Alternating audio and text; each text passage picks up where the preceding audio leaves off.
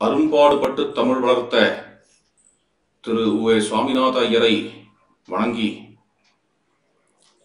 சங்கத்தொகையில் சிவபெருமான் என்கிற தலைப்பில் இன்று நாம் காண உள்ளோம். பொதுவாக சங்கத்தொகையில் சிவபெருமான் என்கிற தலைப்பில் தொடர்ச்சியாக வேதம் நிறைந்த தமிழ்நாடு என்பதற்கு கீழ் கண்டுகொண்டு வருகிறோம். இந்த சமயத்தில்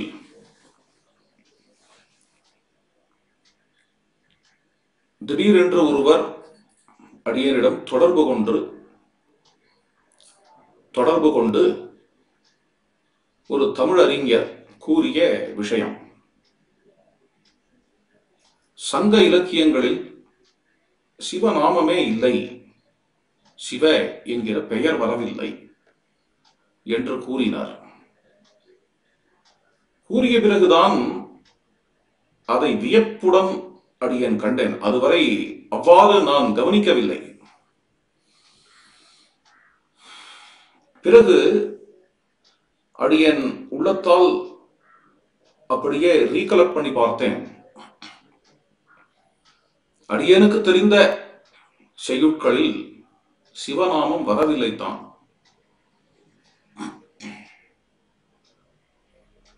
வேறு யாருக்காவது தெரிந்த சங்க பாடலிலோ செய்யுளிலோ வந்தால் அடியனிடம் கூறலாம்.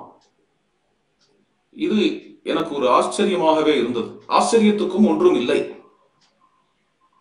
அதற்கு காரணம் பிறகு கூறுகிறேன்.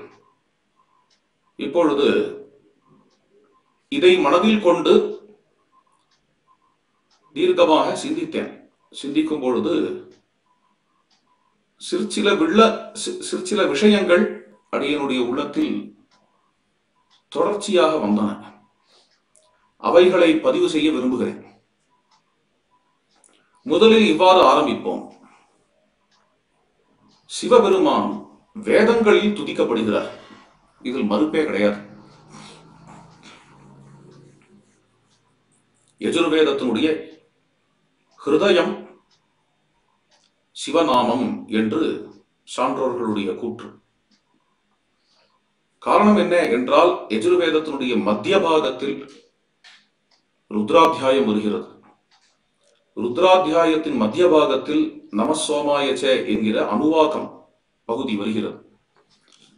நமசோமாயச்ச என்கிற பகுதியில் நம சிவாய என்கிற பஞ்சாட்சரம் வருகிறது.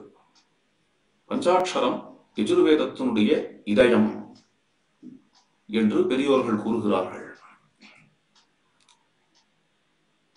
அப்படி சிவபெருமான் வேதத்தில் போற்றப்படுகிறார். ஒரே தெய்வமே சிவன் என்றும் ருத்ரன் என்றும் போற்றப்படும் தெய்வமாக உள்ளது. வேதங்களிலும் சிவன் என்றும் ருத்ரன் என்றும் இவர் போற்றப்படுகிறார். ஆகமங்கள் புராணங்களிலும் இவர் சிவன் என்றும் ருத்ரன் என்றும் போற்றப்படுகிறார். ஆனால் வேதங்களில் ருத்ரன் என்கின்ற பெயரால் அதிகம் போற்றப்படுபவர். வேதத்தில் சிவநாமம் ருத்ரநாமத்தை ஒப்பிடும் பொழுது கம்மியாக இருக்கிறது. புராணங்களில் இதே தெய்வத்தையே சிவநாமத்தால் போற்றுவது அதிகமாக இருக்கிறது. இவ்வளவே வித்தியாசம். ஆனால் வேதங்களில் சிவநாமம் இல்லை என்று கூறவே முடியாது.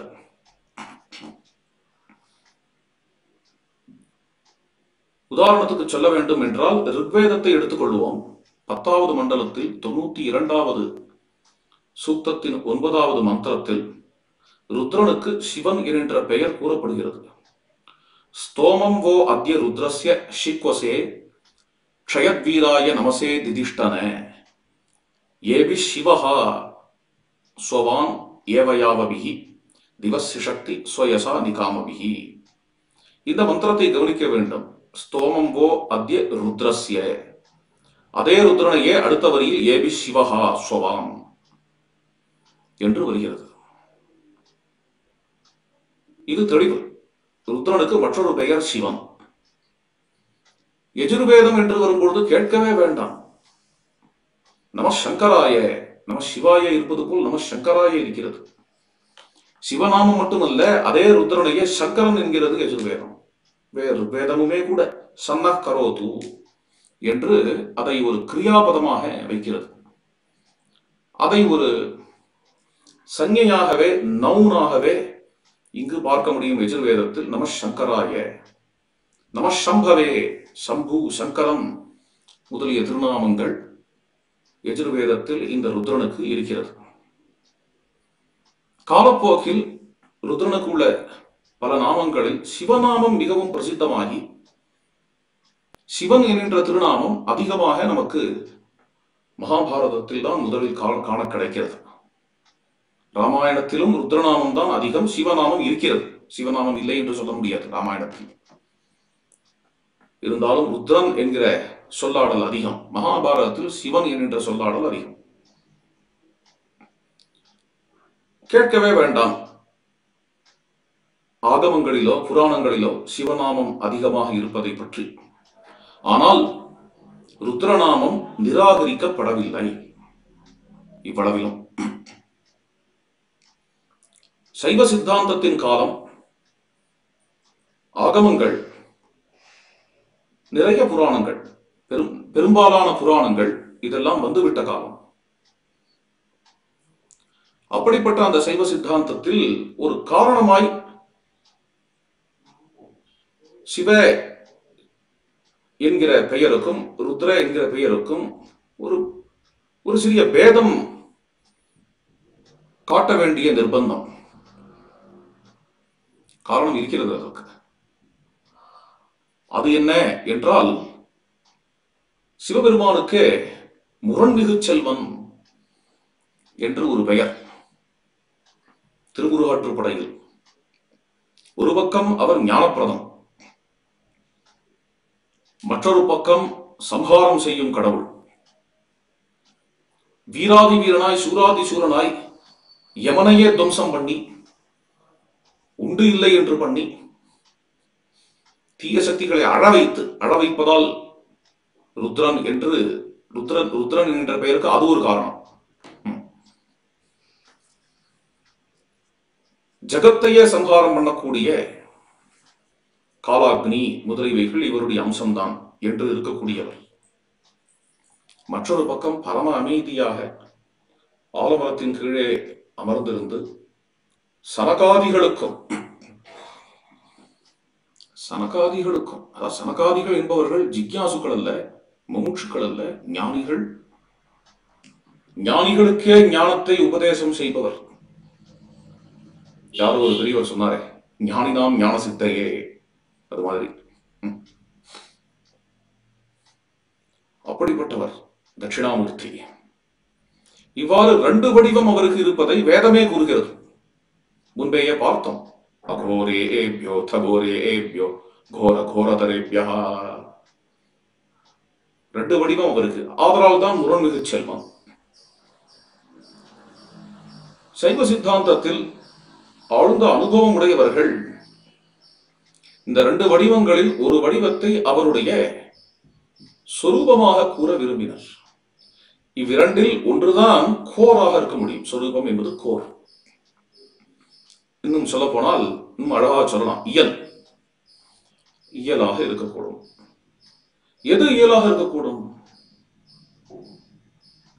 சம்ஹாரம், பிரளயம் என்பது அவருடைய இயலா, அல்லது அமைதி சாந்தம் என்கிறது அவருடைய இயல் என்று கூறலாமா என்று வரும்பொழுது, அமைதி சாந்தம் என்கிறது தான் அவருடைய இயலாக இருக்கக்கூடும். ஆதலால் அமைதியாக சாந்தமாக ஆலமரத்தடியில் அமர்ந்திருக்கக்கூடிய கடவுள், அவரை முழு கடவுள், பூர்ணமான கடவுள் என்றும், சம்ஹாரத்தை செய்கிறவர் இருக்கிறாரே அவர் அந்த ஆலமரத்தடியில் எழுந்தருள் இருக்கும் அமைதி கடவுளுடைய அம்சம் என்றும், பூர்ணம் அம்சம் என்று இவ்வாறான பார்வை வந்தது.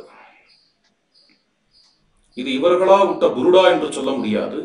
பழங்கால சாஸ்திரங்களிலிருந்து கடைந்து எடுத்த ஒரு பார்வை. பழங்கால சாஸ்திரங்களில் பொதுவாக பல இடங்களில் சம்ஹாரமாகவும் துதிக்கப்படுகிறார், அமைதியாகவும் துதிக்கப்படுகிறார் சிவபெருமான் அல்லது ருத்ரன். அதை இவ்வாறு பாகுபடுத்தி ஒன்றை பூர்ணம் என்றும் மற்றொன்றை அம்சம் என்றும் அதனுடைய அம்சம் என்றும் இவ்வாறு இரண்டாக கூறியிருக்கிறார்கள். சைவ சித்தாந்தத்தின் காலத்தில் சொன்னேன் அல்லவா, மகாபாரதம், ஆகமங்கள் எல்லாம் வந்தாகிவிட்டது, புராணங்கள் எல்லாம் வந்தாகிவிட்டது. அதற்குள் இந்த தெய்வத்திற்கு சிவன் என்கின்ற பெயர், வேதத்திலேயே உள்ள பெயர் தான், அந்த பெயர் மிகவும் பரவலாக பிரசித்தமாக ஆகிவிட்டது. ஆகிவிட்ட காரணத்தினால் அப்பொழுது அப்படிப்பட்ட முழுமையான இந்த கடவுள், அவரை சிவன் என்று கூறினார்கள். அவருடைய அம்சமான தேவன், அவரிடத்திலிருந்து அம்சமாக வந்த தேவன், சம்ஹரிக்கக்கூடிய கடவுளை சம்ஹார ருத்ரன் என்று கூறினார்கள். அவரை சதாசிவன் என்று கூறினார்கள், இவரை சம்ஹார ருத்ரன் என்று கூறினார்கள். இந்த சம்ஹார ருத்ரனும் அந்த முழுமையான கடவுளான சதாசிவனின் அம்சம் என்பதை நாம் மறந்துவிடக்கூடாது. இதுதான் சைவ சித்தாந்தத்தில் உள்ள விஷயம். ஆனால் இந்த விஷயத்தையே பிற்காலத்தில் வந்த சில பேர்கள், அதாவது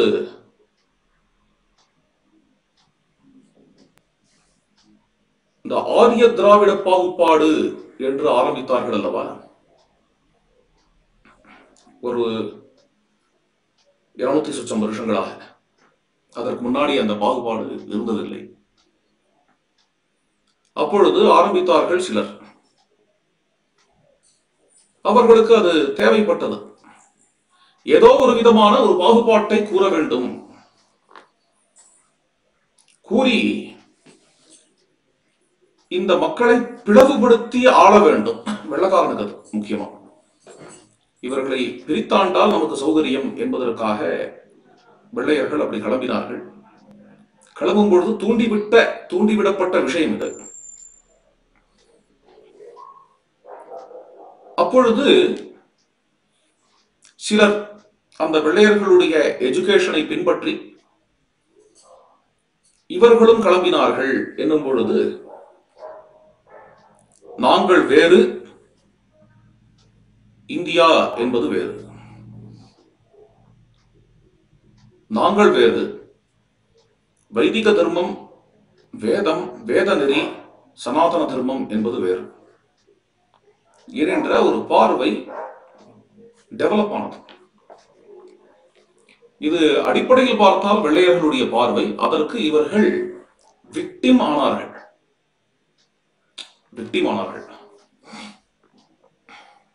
அப்பொழுது என்ன ஆச்சு என்றால், இந்த சைவ சித்தாந்தத்தில் உள்ள சதாசிவனின் அம்சம் சம்ஹார ருத்ரன் என்கிற விஷயத்தை அவர்கள் வேற விதத்தில் கொண்டு வந்தார்கள். சிவன், ருத்ரன் என்று 2 கடவுளர். அதில் சிவன் திராவிட கடவுள், ருத்ரன் ஆரிய கடவுள். அடுத்த ஸ்டெப் என்கின்ற பார்வை மிக பரவலாக எல்லாவரிடமும் எடுபடாத பார்வைதான். தமிழகத்தில் பல கோடி மக்களுடைய உள்ளத்தை தொடாத பார்வை இது. பல கோடி மக்களுக்கு தெரியாத பார்வை. பல பேர்களால் கவனிக்கப்படாத விஷயம். இப்படி ஒரு பார்வையை எப்படியாவது தமிழகத்தில் உள்ளத்தில் திணித்துவிட வேண்டும் என்பதற்காக 200 சொச்சம் வருடமாக பல்வேறு விதமான முயற்சிகள் நடந்து கொண்டு வருகின்றன.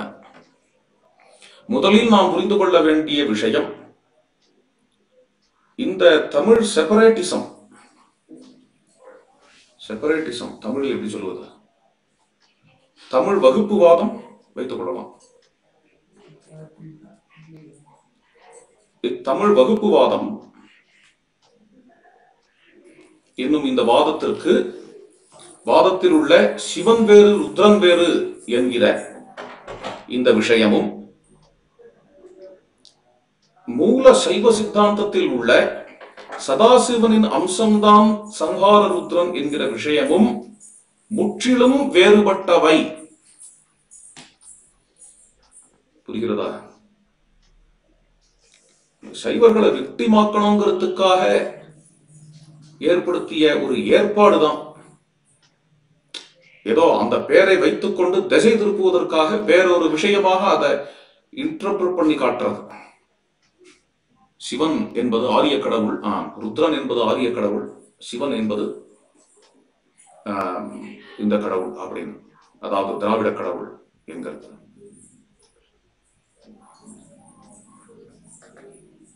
விஷயத்துக்கு வருகிறேன். உண்மையில் கண்டால் சிவன் என்கின்ற தெய்வத்திற்கே ருத்ரன் என்றும், ருத்ரன் என்கிற தெய்வத்திற்கே சிவன் என்றும் பெயர் என்கிறதுதான் உண்மை.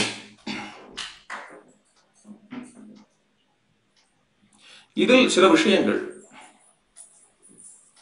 உண்மையில் சொல்ல போனால் சிவநாமமே வேத மொழியின் சொல்லாகத்தான் இருக்கிறது. இது ஒரு முக்கியமான விஷயம், நாம் புரிந்து கொள்ள வேண்டிய விஷயம். இந்த பாகுபாடு உடையவர்கள், வகுப்புவாதிகள் சொன்னோம் அல்லவா, அந்த வகுப்புவாதிகள் சிவநாமம் ஒரு தமிழ் சொல் என்று கூறுகின்றனர். இதை தமிழ் சொல், சிவ என்கிற பெயர் தமிழ் சொல் என்று கூறுகின்றனர். ஆனால் உண்மையில் ருத்ர என்கிற சொல்லோ சிவ என்கிற சொல்லோ வேத மொழியிலிருந்து வந்த சொல். ஏனெனில் வேதத்தில் வருகின்றன. ரொம்ப சிம்பிள். இந்த சொற்கள் வேதத்தில் வருகின்றனங்கிறது முதல் லாஜிக். இரண்டாவது லாஜிக் சொல்லுகிறேன். அவர்கள் கூறுவது என்ன என்றால், சிவநாமம், சிவன் சிவப்பாக இருப்பதால் அவருக்கு சிவன் என்று பெயர். சிவப்பன் என்கிறது தெரிந்து வந்தது, ஷார்ட் ஃபார்ம் தான் சிவன் என்கிறது என்று அவர்கள் புதிதாக உருவாக்கி கொண்டிருக்கின்றனர். இவ்விஷயத்தை சிவப்பாக இருப்பதால் சிவன், சிவப்பன் என்பதனுடைய ஷார்ட் ஃபார்ம் தான் சிவன் என்கிறதெல்லாம் புதிதாக உருவாக்கி கொண்டிருக்கின்றனர். ஆனால் சிவ என்கிற சொல் எப்படி வேத மொழியினுடைய சொல் என்கிறதை இங்கு மூன்று காரணங்களால் பார்க்கலாம். முதல் காரணம், முதலில் வேதத்தில் வருவதால். முதலில் நாம் கண்டெடுக்கும் இலக்கியங்கள், நமக்கு கிடைத்த இலக்கியங்களிலேயே முதலில் சிவநாமம் வேதத்தில் தான் வருகிறது. முதல் விஷயம். உலகத்திலேயே எல்லாவற்றையும் விட இப்பொழுது கிடைத்த இலக்கியங்களிலேயே தொன்மையான இலக்கியம், the oldest literature of the world என்று கருதப்படுவது ரிக்வேதம் என்று கூறுகிறார்கள். அப்படிப்பட்ட ரிக்வேதத்தில் சிவநாமம் வருகிறது என்றால், நாம் வழிபடும் தெய்வம் உலகத்திலேயே மிகவும் தொன்மையான ஒரு இலக்கியத்தில் இருக்கிறது. பல பேர்களுக்கு அதில் பொறாமை உண்டு. இவ்வளவு பழமையான தெய்வமா இது என்பதில் பொறாமை உண்டு. ஆதலாலையும் கூட பலர், நாம் கூறுவது வெள்ளையர்களை, இது வேதத்தில் வராத தெய்வம் என்று கூறுவது வழக்கம். இரண்டாவது காரணம், சிவநாமம் என்பது வேத மொழி என்கிறது. சிவ என்கிற சொல்லிற்கு வேதத்தில் மங்களம் என்று பொருள். மங்களம் என்கிற பொருளில் சிவநாமம் பல செக்யூலர் கான்டெக்ஸ்டுகளில் கூட வந்திருக்கின்றது. சிவநாமம் ருத்ரனுக்கு மட்டும்தான் வரும் என்பதல்ல. எங்கெங்கு வேதம் எதை எதை மங்களம் என்று காண்கிறதோ அவைகளை சிவ என்று அழைப்பது என்கிற மரபு வேத மொழியில் உண்டு. உதாரணத்துக்கு சொல்ல வேண்டும் என்றால், யோவ சிவதமோ ரசஹா, இந்த வாக்கியத்திற்கும் சிவபெருமானுக்கும் சம்பந்தமே இல்லை. இது வேதத்தில் வரக்கூடிய வாக்கியம். ஜலத்தை பற்றி சொல்லும் பொழுது ஜலத்தினுடைய ரசம் ஜலத்தினுடைய டேஸ்ட் மங்களமாக இருக்கிறது. அங்கு யோபகா சிவதமோ ரசகா என்று வருகிறது. இவ்வாறு நூற்றுக்கணக்கான இடங்களில் வேதத்தில் சிவநாமம் சிவபெருமானே வராத இடத்தில், சிவபெருமானோட தொடர்பில்லாத இடத்தில் ப்ராப்பர் நவுனாக உபயோகப்படாமல் சாமான்யமாக அப்ஜெக்டிவாக பல இடங்களில் உபயோகப்பட்டிருக்கிறது. இவ்வாறு பழைய தமிழ் இலக்கியங்களில் சிவநாமம் மங்களம் என்கிற பொருளுக்காக சங்க இலக்கியங்களில் எங்கும் உபயோகப்படவில்லை. புரிகிறதா? இது இரண்டாவது காரணம். இப்பொழுது மூன்றாவது காரணம், சிவநாமம் வேதமொழியின் வாக்கியம்தான், சிவ என்பது வேதமொழியின் வாக்கியம்தான் என்பதற்கு மூன்றாவது காரணம், சைவம், சைவ சித்தாந்தம் என்றெல்லாம் கூறுகிறார்களே, அது பொதுவாக பார்த்தேன்னா சம்ஸ்கிருதத்தினுடைய வியாக்கரணத்துக்குத்தான் பொருந்தும். சிவஸ்ய அயம் சைவஹா, சிவனை வழிபடுபவனுக்கு சைவன் என்கின்ற பெயர். இவ்வாறு ஒரு இலக்கணம் தமிழில் கிடையாது. கிடையாது என்று தெரிந்துதான் இப்பொழுது, முன்பு கிடையாது, இப்பொழுது சில வகுப்புவாதிகள் சைவ என்று சொல்லுவதற்கு கூசி சிவனியம் என்று கூறுகிறார்கள்.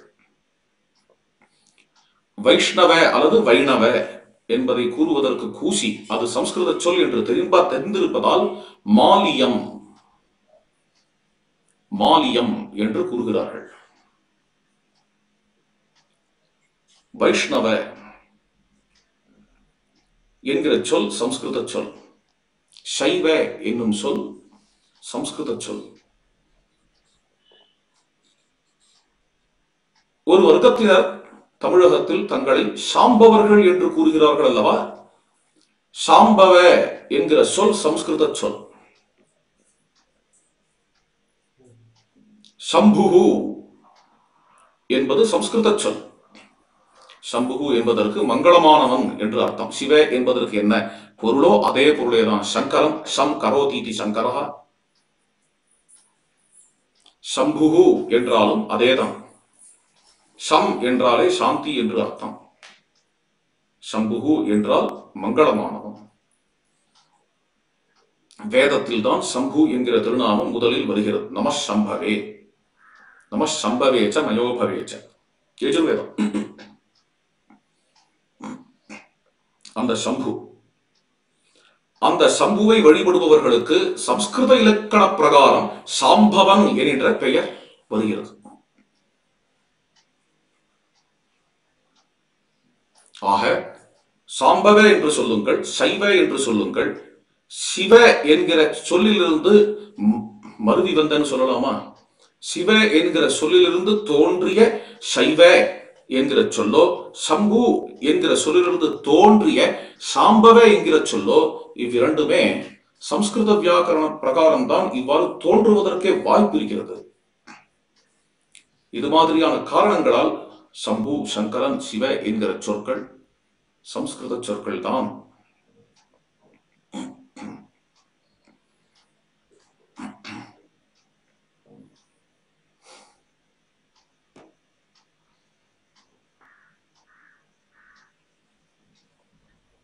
சங்க இலக்கியங்களில் சிவ என்கிற சொல் இல்லை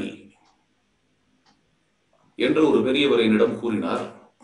இருந்தால் கூறுங்கள், அடியேனும் தெரிந்து கொள்கிறேன். ஆனால் சிவ என்கிற சொல் இல்லாததால் சிவ பெருமான் இல்லை என்று கூறிவிட முடியாது.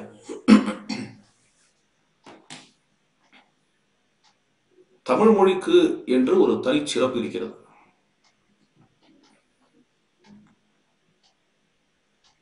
அந்தந்த தெய்வத்திற்கு தமிழ் மொழியிலேயே ஒரு பெயர் இருக்கிறது. அதுதான் தமிழ் மொழியின் தனிச்சிறப்பு. இது ஒரு அலாதியான பாணி. இது பெருமையாக கூட இருக்கிறது. வேற எந்த மொழிக்கும் அது மாதிரி கிடையாது எனக்கு தெரிந்தவரை. இந்தியா முழுவதும் உள்ள எல்லா மொழிகளிலும் சிவனுக்கு சிவன் என்றுதான் பெயர். ஆனால் தமிழ் மொழியில் அவருக்கு முக்கண்ணான்.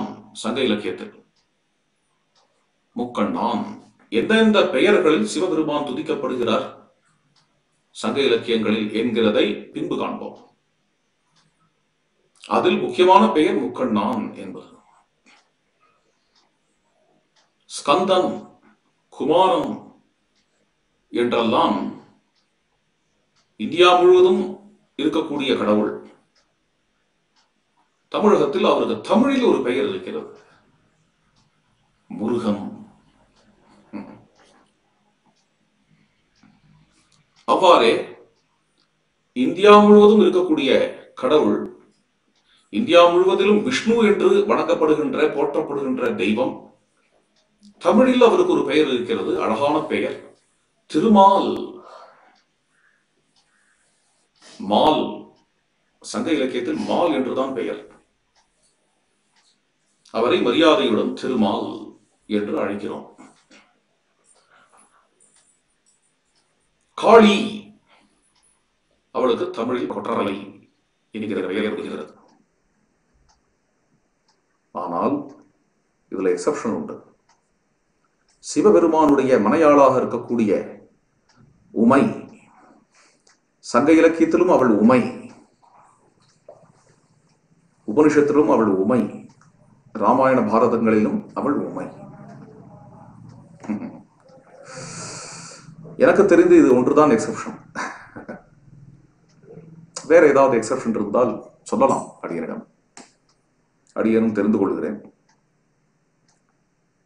விஷயத்துக்கு வரேன். இவ்வாறு தத்துவங்களுக்கும் தனிப்பெயர் உண்டு. தர்மம் என்கிற சொல்லிற்கு உலக மொழிகளிலேயே அடியன் அறிந்தவரை வேற எந்த மொழியிலும் அதற்கு ஈக்குவலண்டான வாக்கியம் கிடையாது. அதனால் தான் ஆக்ஸ்போர்டு டிக்ஷனரியில் தர்மா என்ற வேர்டை அப்படியே எடுத்துட்டார்கள். ஆனால் நமது தமிழ் மொழியில் தர்மம் என்கிற சொல்லிற்கு அறம் என்று ஒரு அற்புதமான சொல் கூறப்படுகிறது. அறம். தர்மம்ங்கிற சொல்லுக்கு எவ்வளவு பொருள் உண்டோ அவ்வளவு பொருளும் அறம் என்பதற்கு உண்டு. அறம் என்கிற சொல் எங்கெங்கெல்லாம் உபயோகப்படுத்தப்படுகிறதோ அதை பார்த்தால் தெரியும். அறம். திரு, லக்ஷ்மி, ஸ்ரீஹி என்று இருக்கிறதே, அது இந்தியா முழுவதும் லக்ஷ்மிஹி என்பதற்கு லக்ஷ்மி தான். தமிழில் மட்டும் அதற்கு ஒரு தனி வாக்கியம் திரு என்று இருக்கிறது. யஜ்யம், யஜ்யம் என்றால் யஜ்யம் தான், எந்த மொழியிலும் யஜ்யம் தான். ஆனால் தமிழில் மட்டும் அதற்கு வேள்வி, வேட்டல் என்று பெயர். வேதம் என்றால் எங்கேயும் வேதம் தான் அது. தமிழில் மட்டும் அதற்கு என்ன பெயர் என்றால் மறை. வேள்வி என்று கூறும் பொழுதே மற்றொன்று நினைவுக்கு வருகிறது. யஜ்யம் என்கிறது யஜ்யம் என்பதோடு நிறுத்திக் கொள்ளாமல், யஜ்யம் என்பதை வேள்வி என்பதோடு நிறுத்திக் கொள்ளாமல் அதனுடைய உள்ளே உள்ள வகைகள் கூட அப்படி. உதாரணத்துக்கு அஸ்வமேதம் என்பதற்கு தமிழில் பரிவேள்வி என்று பெயர். சங்கத்தொகையில் பரிவேள்வி தமிழர்கள் செய்து கொண்டிருந்த காலத்தில் சேர மன்னன் பரிவேள்வி செய்கிறான் என்று வருகிறது சங்கத்தொகையில். பரிவேள்வி செய்த காலத்திலிருந்து இருந்திருக்கிறது தமிழ். சாதாரண விஷயம் இல்லை, சாதாரண விஷயம் இல்லை. இப்பொழுது ரீஜனல் லாங்குவேஜஸ் எதெல்லாம் இருக்கிறதோ அது எதுவும் அந்த பழமையை தொட்டு இருக்கிறதான்னு தெரியவில்லை. செய்யப்படுகின்ற பரிவேள்வியை கண்டு பாடிய பாட்டு அது மாதிரிதான் ரிஷி முனிவர்களை கண்டு பாடிய பாட்டு. காடுகளில் துறவிகளை காணலாம், சன்னியாசிகளை காணலாம், ஜடாபாரம் தரித்து மரவுரி அணிந்து ரிஷிகள் என்று சிலர் இருந்தனர் கானகங்களில். அப்படிப்பட்ட ரிஷிகளை பாடின பாட்டு எல்லா மொழியிலும் இருக்கிறது. தெலுங்குல ஒரு ராமாயணம் வந்தது என்றால் அந்த ராமாயணத்தில் ராமர் அகஸ்திய முனிவரை போய் பார்த்தார்னு வருகிறதேன்னு கேட்கக்கூடாது. பழங்காலத்துல நடந்த கதையை இப்போ தெலுங்குல இப்போ எழுதி வச்சாங்க, அதை சொல்லல. அந்த ரிஷி முனிவர்களை கண்ணாலே கண்டு ஒரு கவி இப்படிப்பட்ட முனிவர்கள் தமிழகத்தில் தவம் செய்கிறார்கள் என்கிறதை பாடியிருந்தால் ரிஷிகள் காலத்தை சேர்ந்த மொழி இது, விளையாட்டு இல்ல. தமிழ் எவ்வளவு புராதனமானது என்பதை பார்க்கிறோம். அப்படி பாடுகிறார்கள் சங்க புலவர்கள். இன்னைக்கு அவசியம் நம்மெல்லாம் இந்த சங்க இலக்கியங்களை படிக்கணும்பா. சும்மா தமிழன் தமிழ் பெருமை தட்டிண்ட போறாது. மூட்டை கட்டி வச்சுட்டான், மூட்டை கட்டி வச்சுட்டான். இத்தனை இலக்கியங்களை வாய்கிழிய பேசுறோம், லிப் சர்வீஸ் தான். என்னென்ன சங்கத்தமிழன், சிங்கத்தமிழன், சங்க இலக்கியம், வாய்கிழிய பேசுறோமே தவிர சங்க இலக்கியத்தை யார் கண்டா? யாரோ சில பேர் தான் சங்கத்தமிழை படித்திருக்கிறார்கள். தமிழ் பற்று என்கிறோம், சங்கத்தமிழன் என்கிறோம், சங்கம் என்கிறோம். அப்படியே தமிழ் பற்று, தமிழ் உயிர் மூச்சு என்கிறோம். உண்மையாகவே நமக்கு தமிழ் உயிர் மூச்சாக இருந்தால் இந்த சங்க இலக்கியங்களை படித்திருப்போமா மாட்டோமா? இது நமது ஆணிவேரா இல்லையா? இப்படிப்பட்ட ஆணிவேரான சங்க இலக்கியத்தை படித்துவிட்டும்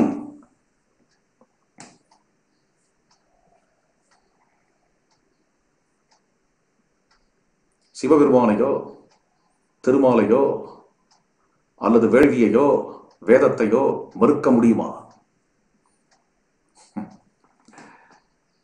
நம்ம எல்லாரும் ஏன் இப்படியே எந்த விதமாகவும் பதில் சொல்லாம உட்கார்ந்து கொண்டிருக்கிறோம்? சங்க இலக்கியங்களில் எதுவுமே நீ கூறுவது எதுவுமே இல்லை.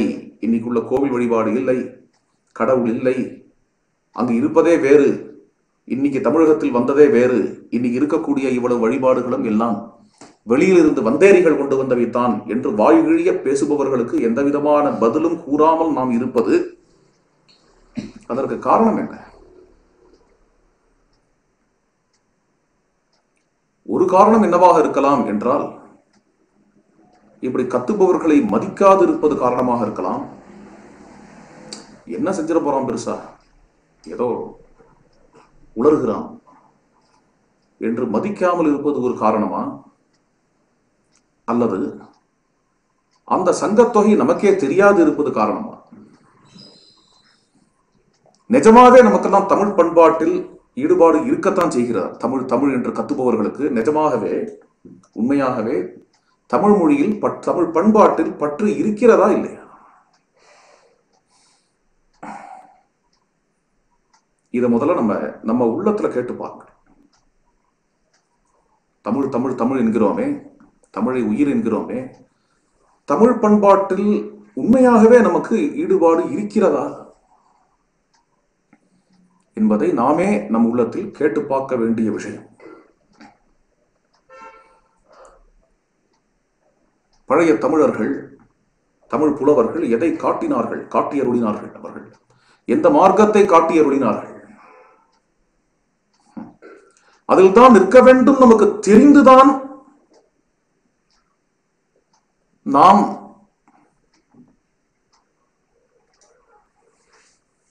தமிழ் மொழிக்கும் தமிழர்களுக்கும் சிவபெருமானுக்கும் தொடர்பில்லை அல்லது திருமாலுக்கும் அதாவது மகாவிஷ்ணுவுக்கும் தொடர்பில்லை என்று பேசிக்கொண்டு அலைகிறோமா?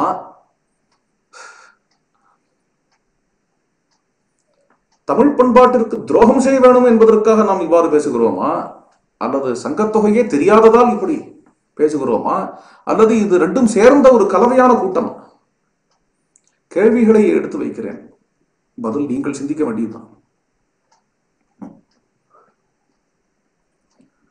ஆக விஷயத்துக்கு வருவோம். தமிழ் மொழிக்கு என்று இயல்பாக ஏற்பட்ட சில சொற்கள், அதாவது தர்மம் என்று இந்தியா முழுவதும் கூறப்படுவது இங்கு அறம் என்று கூறப்படுகிறது, யஜ்யம் என்று இந்தியா முழுவதும் கூறப்படுவது இங்கு வேள்வி என்று கூறப்படுகிறது, லக்ஷ்மி ஸ்ரீஹி என்று இந்தியா முழுவதும் கூறப்படுகிறது, இங்கு திரு என்று கூறப்படுகிறது. இந்தியா முழுவதிலும் சிவன் என்று கூறப்படுகிறது, இங்கு முக்கண்ணான் என்று கூறப்படுகிறது. இந்தியா முழுவதும் குமாரன் என்று கூறப்படுவது இங்கு குமரன் அல்லது முருகன் என்று கூறப்படுகிறது என்றெல்லாம் பார்க்க வேண்டிய விஷயம். இது தமிழ் மொழிக்கு என்று இருக்கக்கூடிய தனித்தன்மை. இவ்வாறு ஏன் தமிழ் மொழி தனக்கே உரியதான சில சொற்களை வைத்துக் கொண்டு இருக்கிறது?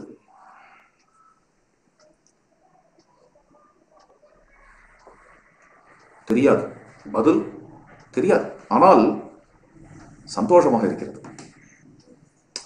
இவ்வாறான தமிழ் சொற்கள் இருக்கின்றன, தமிழ் மொழிக்கே இருக்கின்றன என்கிறது மிகவும் சுவையாக இருக்கிறது, சந்தோஷமாக இருக்கிறது. பதிலை இந்த கேள்வியை கேட்டு பதில் சொல்ல சொன்னால் அது எனக்கு தெரியாது. ஆனால்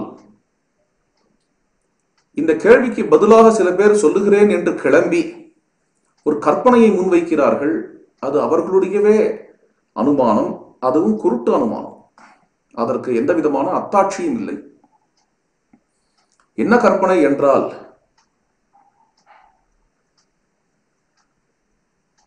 வந்தேரிகள் இதை திருடிக்கொண்டு அதற்கு உருமாற்றி அதற்கு சம்ஸ்கிருதத்தில் பெயரிட்டுள்ளார்கள்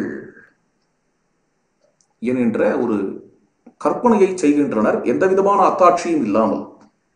அப்படி ஒரு வந்தேரிகள் வந்ததாகவும் அவர்கள் இதையெல்லாம் உருமாற்றினதாகவும் அவர்கள் இவை அனைத்தையும் உருமாற்றி ஏற்படுத்தியதாகவும் தமிழ் இலக்கியங்களிலோ அல்லது சம்ஸ்கிருத இலக்கியங்களிலோ பிராகிருத இலக்கியங்களிலோ பாலியிலோ பழைய இலக்கியங்கள் எதிலுமோ சான்று இல்லை.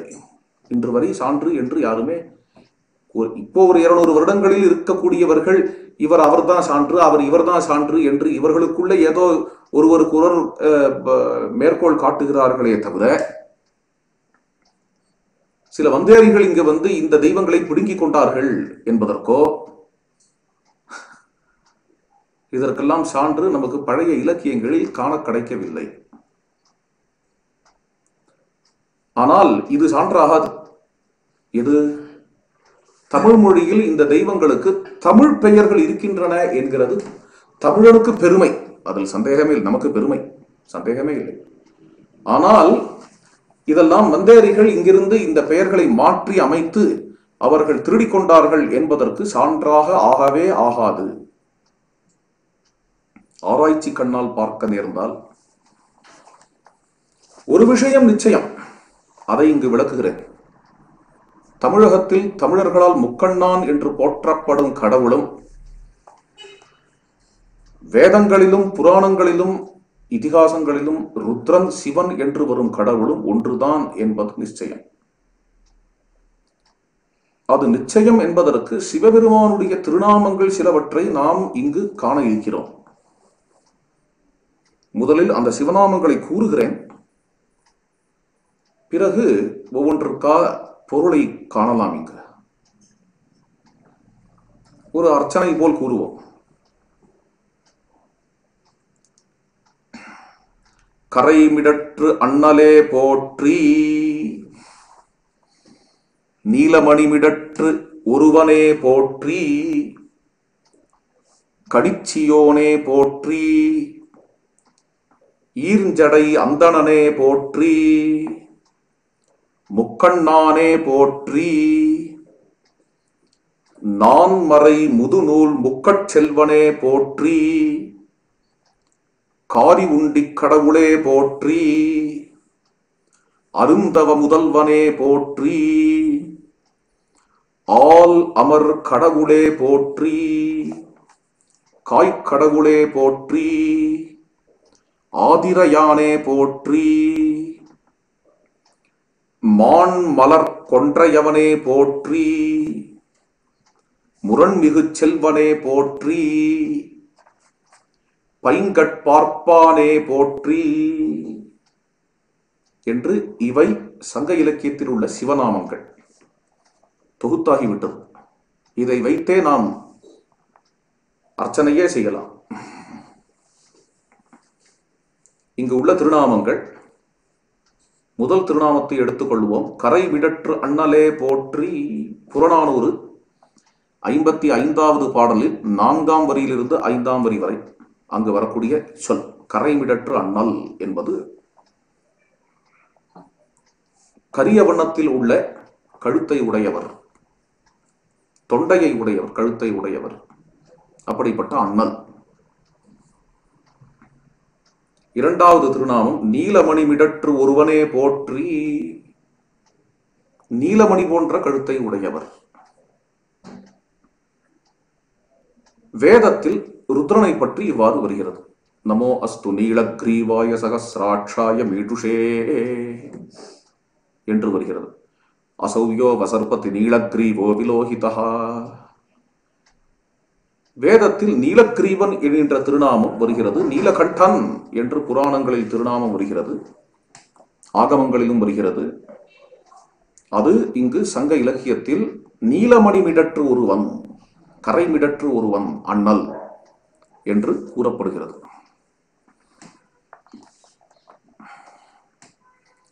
அடுத்த திருநாமம் 3வது திருநாமம் கணிச்சியோனே போற்றி. இது கலித்தொகை 103வது செய்யுளில் 25வது வரி. கோடாலியை ஆயுதமாக கொண்டவர். இதுதான் ஆகமங்களில் புராணங்களில் சிவபெருமானுக்கு கண்டபரசு என்கிற திருநாமம். 4வது திருநாமம் ஈர்ஞ்சடை அந்தணனே போற்றி. இது கலித்தொகை 38வது பாடல் முதல் வரி. ஈர்ஞ்சடை அந்தணன்.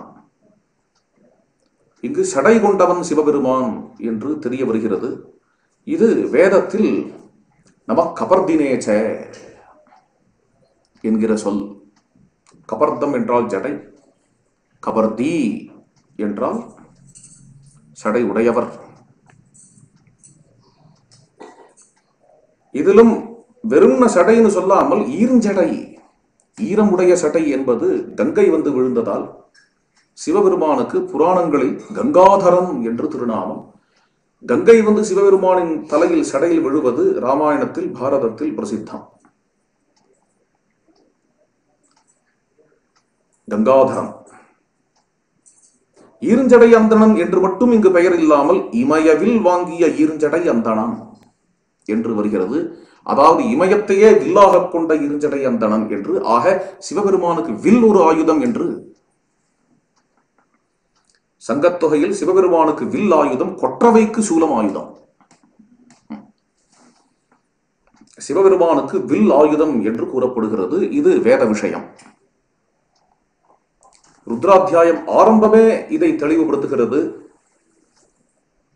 நமஸ்தே ருத்ரமன்யவ உதோத இஷவே நமஹ, நமஸ்தே அஸ்து தன்வனே பாகுபியாம் உததே நமஹ, யாத இஷு சிவதமா சிவம் பபூவதே தனுஹு.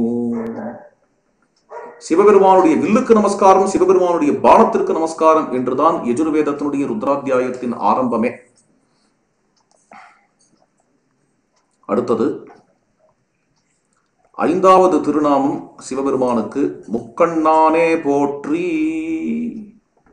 என்று வருகிறது. முக்கண்ணான் என்கின்ற திருநாமம் கலித்தொகை 104ஆம் பாடலில் 10வது வரி. 3 கண்கள் உடையவர் சிவபெருமான்.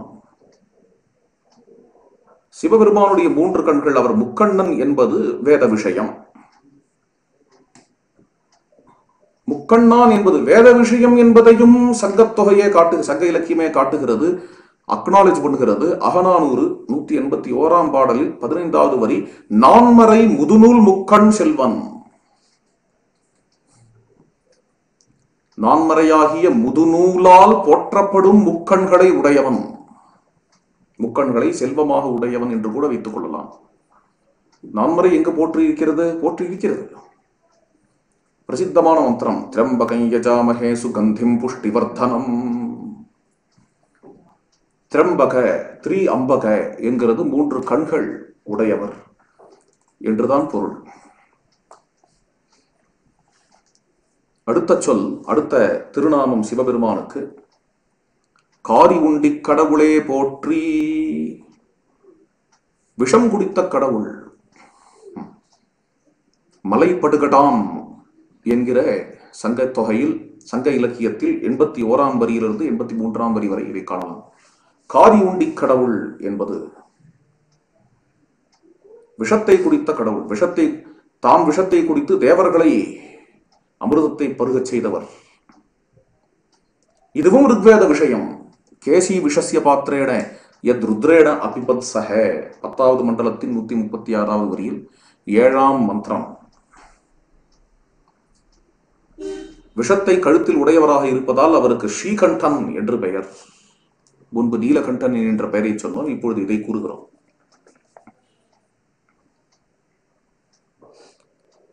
மற்றும் கலித்தொகையில் 100வது செய்யுளில் 7ஆம் வரி, அருந்தவ முதல்வனே போற்றி. அருந்தவ முதல்வன் எப்பொழுதுமே யாராலையும் செய்ய முடியாத ஒரு தவத்தில் எழுந்தருளி இருக்கக்கூடிய முதல்வன் சிவபெருமான். இது யாரை குறிக்கிறதுன்னா நமது தட்சிணாமூர்த்தியை தான் குறிக்கிறது. மௌன நிலையில் குரு வடிவாக அமர்ந்திருக்கக்கூடிய எழுந்தருளி இருக்கக்கூடிய தட்சிணாமூர்த்திக்காக 2 திருநாமங்கள் சங்க இலக்கியத்தில். அருந்தவ முதல்வன், 2வது திருநாமம் ஆல் அமர் கடவுள். ஆலமரத்தின் அடியே அமர்ந்திருக்கும் கடவுள். புறநானூறு 198வது செய்யுள் 9வது வரி. ருத்ரனுக்கு இது ஒரு பார்வை, அதாவது அமைதி, மௌனம், ஞானம். மற்றொரு பார்வை என்ன என்றால் சம்ஹாரம். காய்க்கடவுளே போற்றி. இது பரிபாடலில் 5வது பாடலில் 13ஆம் வரி. காய்க்கடவுள் என்று அவருக்கு பெயர். ஏனென்றால் சம்ஹாரம் செய்பவர் என்று அர்த்தம்.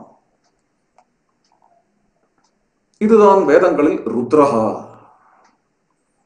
ருத்ரஹா என்பதற்கு பலவேறு பெயர்கள், பலவேறு பொருள் உண்டு. ஒரு பொருள்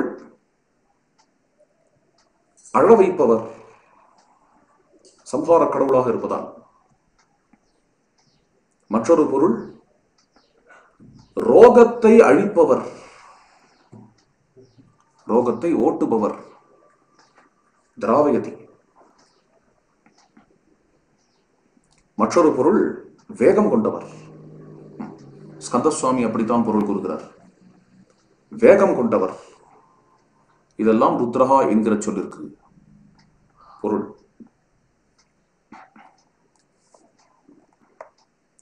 அடுத்தது ஆதிரையானே போற்றி. ஆதிரை என்று ஒரு நட்சத்திரம், அந்த நட்சத்திரத்திற்கு தெய்வம். ஒவ்வொரு நட்சத்திரத்திற்கு ஒவ்வொரு தெய்வத்தை யஜுர்வேதம் கூறிக்கொண்டு போகிறது. ஆதிரையான் என்று சிவபெருமானுக்கு பெயர் கலித்தொகையில் 150வது பாடலில் 20வது வரியில் வருகிறது. வேதம் கூறுவதாவது ஆர்த்ரயா ருத்ர பிரதமான ஏதி ஸ்ரேஷ்டோ தேவானாம் பதிரக்னியானாம் என்கிறது வேதம் கூறும் சொல். இன்னென்ன தேவதையை, இன்னென்ன தெய்வத்தை என்ன நட்சத்திரத்தோடு வேதம் பொருத்தி காட்டும் பொழுது ருத்ரனை ஆர்த்ரா நட்சத்திரத்துடன் பொருத்தி காட்டுகிறது. ஆர்த்ரா நட்சத்திரத்தின் தமிழ் சொல் தான் ஆதிரை. ஆர்த்ரயா ருத்ர பிரதமான ஏதி என்று ஆர்த்ரா நட்சத்திரத்தையும் ருத்ரனையும் சம்பந்தப்படுத்துகிறது வேதம். 3ஆம் காண்டம் முதல் பிரபாடகம் 4ஆம் மந்திரம் கிருஷ்ண யஜுர்வேதம். அந்த மந்திரத்தை இங்கு உள்ளத்தில் கொண்டு கலித்தொகையில் புலவர் ஆதிரையின் தெய்வம், ஆதிரையின் தெய்வம் என்கிறதுனால் ஆதிரையான் என்று கூப்பிடுகிறார். ஒரு விதத்தில் அடியனுடைய அனுமானம் என்ன என்றால், ருத்ர என்று வேத மொழியில் வரக்கூடிய சொல் இருக்கிறதே, ஏனெனில் இங்கு ஒவ்வொன்றாக கூறிக்கொண்டு வந்தேன் அல்லவா. நீலகிரீவன், கரைமிடற்றன்னல், கண்டபரசு, கணிச்சியோன், கபர்தி, ஈர்ஞ்சடையந்தனம், முக்கண்ணான், திரம்பகன், காரியுண்டி கடவுள் ஸ்ரீகண்டம், அருந்தவ முதல்வன் ஆலமர் கடவுள் தட்சிணாமூர்த்தி, காய்கடவுள் ருத்ரன். என்று வரிசையாக கூறிக்கொண்டு வந்த பாணியில் ஆதிரையான் என்பதும் வேதமொழியில் ருத்ரம் என்று இருக்கிறதோ என்கிறது அடியனுடைய ஒரு அனுமானம். ஆதிரையான் என்பது ஆர்திரா நட்சத்திரத்தின் தெய்வம் என்றுதானே குறிக்கிறது. ஆதிரையான் என்பது எப்படி ருத்ர என்பதும் ஆதிரையானும் என்று எப்படி ஒவ்வொன்று சம்பந்தப்பட்டதாக இருக்க முடியும் என்ற கேள்வி வரலாம். ஆர்திரா நட்சத்திரத்தை எடுத்துக்கொள்வோம். ஆர்திரா ஆர்திரா என்கிற சொல் எங்கிருந்து வந்தது? ஆர்திரா என்பதற்கு சம்ஸ்கிருதத்தில் ஈரம் என்று பொருள். ஆர்திரா நட்சத்திரம், அந்த நட்சத்திரத்தை கண்டால் நமது உள்ளம் ஈரமாகலாம் என்கிறதனால் ஆர்திரா நட்சத்திரம் என்கின்ற பெயர் வந்திருக்கலாம். ஒரு அனுமானம். இது ஒரு சில பேர்களுடைய அனுமானம். இன்னும் சில பேர்களுடைய அனுமானம் ஆர்திரா என்பது அர்த்த தாதுவிலிருந்து வந்தது. அர்த்த இல்ல, அர்த்த என்றால் பாதி. அர்த்த என்பது துன்புறுத்துதல், வருத்துதல். ஆர்திரா என்பது வருத்தும் நட்சத்திரமாக இருக்கலாம் என்று ஒரு பார்வை இருக்கிறது. இதெல்லாம் ஒரு பக்கம் இருக்கட்டும், அடியனுக்கு ஒரு புது விதமாக தோன்றுகிறது. ஆர்திரா என்கிற சொல்லை மட்டும் தமிழர்களாக இருக்கக்கூடிய நாம், அதாவது தமிழகத்தில் உள்ள சம்ஸ்கிருத வித்வான்கள், தமிழகத்தில் உள்ள வேதியர்கள், தமிழகத்தில் உள்ள வைதிகர்கள், அவர்கள் ஆர்திராவை ஆருத்ரா என்பார்கள். இது என்ன? இது ஒரு அதிசயம். ஆக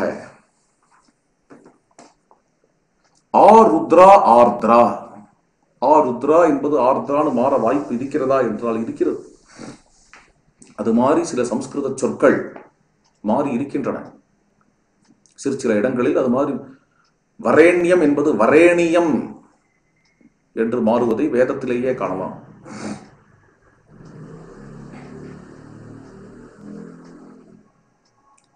ராமாயணத்தை எடுத்துக்கொண்டால் ஹர்ஷ என்பதை ஹருஷ என்கிறார் வால்மீகி ஒரு இடத்தில்.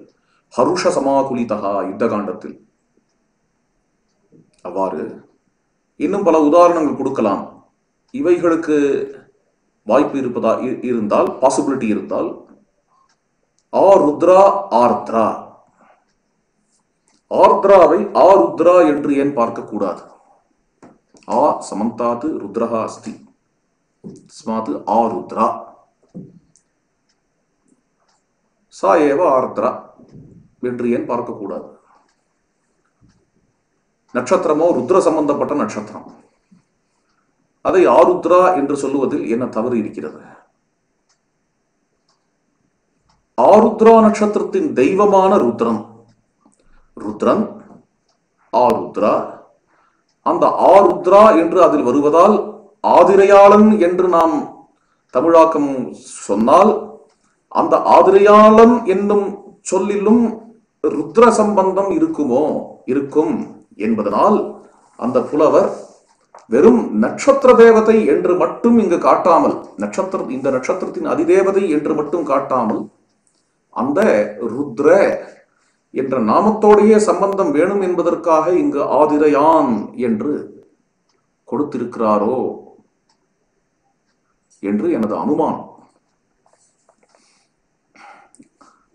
எப்படியாக இருந்தாலும் ஒரு விஷயம் முக்கியம். சங்க இலக்கியங்களில் ருத்ர என்கிற, சங்க காலத்தில் மக்கள் ருத்ர என்கிற சொல்லை உபயோகப்படுத்தி இருக்கிறார்கள் என்பதற்கு அத்தாட்சி உண்டு. அதற்கு உதாரணம் கூற வேண்டும் என்றால், பட்டினப்பாலையில் கடியலூர் உருத்திரங்கண்ணனார், கடியலூர் உருத்திரங்கண்ணனார் எழுதியதுதான் பட்டினப்பாலை. இங்கு வரக்கூடிய உருத்திரன் என்பது ருத்ரன் தான். இது ஒரு வியப்புக்குரிய விஷயம். சிலர் கூறுகிறார்களே, கூறுபவர்களும் கற்றவர்கள் தான், தமிழ் அறிஞர்கள் தான், சிவநாமம் சங்கத்தொகையில் அல்ல, இல்லை என்று கூறுகிறார்களே. ஆனால் ஒரு அதிசயம், அது உண்மையாக இருந்தால், சிவநாமம் சங்க இலக்கியங்களில் இல்லை என்பது உண்மையாக இருந்தால், let us assume நாம் அப்படி எடுத்துக்கொண்டாலும், சிவநாமம் இல்லை சங்க இலக்கியங்களில் என்று எடுத்துக்கொண்டாலும், ஆனால் சிவநாமம் இல்லாத சங்க இலக்கியத்தில் ருத்ரன் என்கின்ற திருநாமம் தென்படுவதை காண்கிறோம். ருத்ரன் என்பது பட்டினப்பாலையை இயற்றிய புலவரின் பெயர். உருத்திரன் கண்ணனார், கடியலூர் உருத்திரன் கண்ணனார் என்கின்ற பெயர். இது ஒரு விந்தை. இதுல என்ன இருக்கிறது? இதை ஏன் இப்பொழுது கூறுகிறேன். விஷயத்துக்கு வருகிறேன். சிவன் என்பது திராவிட தெய்வம், ருத்ரன் என்பதுதான் ஆரிய தெய்வம் என்று கூறுபவர்களுக்கு பதில் கூறுகிறேன். உருத்திரன் கண்ணனார் என்கின்ற நாமம், என்கின்ற பெயர் சங்கப்புலவருக்கு இருந்திருக்கிறது. ஆனால் சிவநாமம் சங்கத்தொகையில் இல்லை என்று அறிஞர்கள் கூறுகிறார்கள். அடியன் பார்த்தவரையும் இல்லை, அடியனுக்கு தெரிந்தவரையும் இல்லை என்கிற விஷயம். இதனால் சிவபெருமான் சங்க இலக்கியத்தில் இல்லை என்று கூற வரவில்லை. சிவநாமம் சங்க இலக்கியம் அளவுக்கு பழையது இல்லை என்றும் கூற வரவில்லை. ஏனெனில் சிவநாமம் வேதத்திலேயே அதே ருத்ரனுக்கே வந்திருப்பதால். இருந்தாலும் சங்க இலக்கியத்தில் ருத்ர என்கிற ஒரு திருநாமத்தை நாம் பட்டினப்பாளையின் புலவருக்கு காண்கிறோம் என்கிறதனால் ருத்ர என்கிற சொல் வந்தேரிகளின் சொல் என்று கூறுவதற்கு இல்லை. அதுதான் என் பாயிண்ட். புரிகிறதா?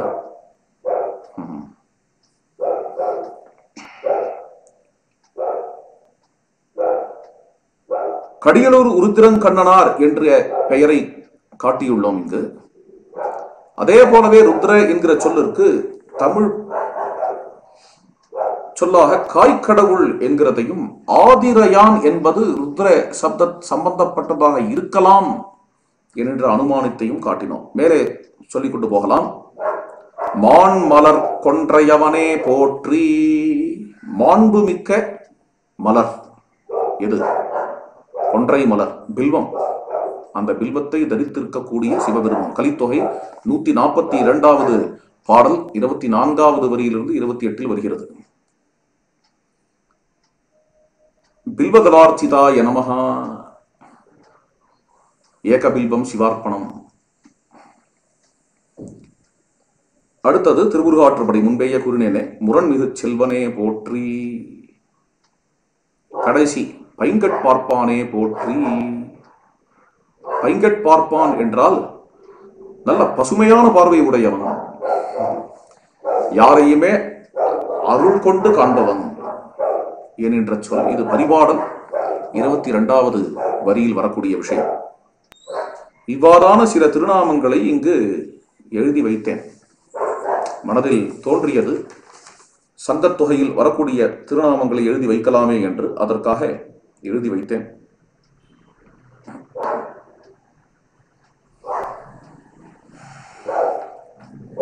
மறுபடியும் இந்த திருநாமங்களை இப்பொழுது ஒரு முறை கூறலாம்.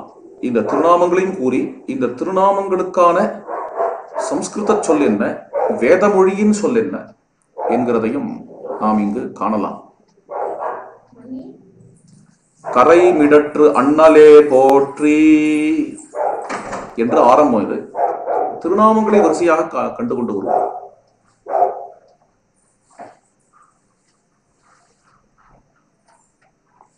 ஓம் கரை மிடற்று அண்ணலே போற்றி.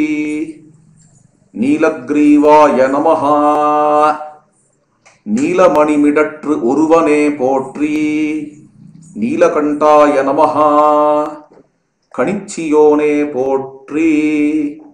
கண்டபரசவே நமஹ. இமயவில் வாங்கிய ஈர்ஜடை அந்தணனே போற்றி. கபர்தினே நமஹ. கங்காதராய நமஹ. முக்கண்ணானே போற்றி. நான்மறை முதுநூல் முக்கட் செல்வனே போற்றி. திரம்பகாய நமஹ. காரி உண்டி கடவுளே போற்றி. ஸ்ரீகண்டாய நமஹா. அருந்தவ முதல்வனே போற்றி. ஆல் அமர் கடவுளே போற்றி. தட்சிணாமூர்த்தயே நமஹா. காய்கடவுளே போற்றி. ஆதிரயானே போற்றி. ருத்ராய நமஹா. மான்மலர் கொன்றையவனே போற்றி. பில்வதளார்ச்சிதாய நமஹா. முரண்மிகு செல்வனே போற்றி. பைங்கட்பார்ப்பானே போற்றி. கடைசியா சொல்லி முடித்துக் கொள்வோம். வேதத்தினுடைய மத்திய பாகத்தில் வரக்கூடிய நமசிவாய என்கிற இந்த பஞ்சாட்சர மந்திரம், 5 எழுத்து மந்திரம் எது சைவ சித்தாந்தத்தினுடைய இதயமாக இருக்கிறதோ, சைவ சம்பிரதாயங்களுடைய முக்கியமான உயிராக இருக்கிறதோ அப்படிப்பட்ட மந்திரம் இது. யஜுர்வேதத்தினுடைய மத்திய பாகத்தில் நமசிவாய என்று வருகிறது. அந்த நமசிவாய என்பதை நாம் உள்ளத்தில் தியானம் செய்து கொண்டு இப்பொழுது முடித்துக் கொள்வோம். நமः பார்வதி பதயே. ஹர ஹர மகாதேவ்.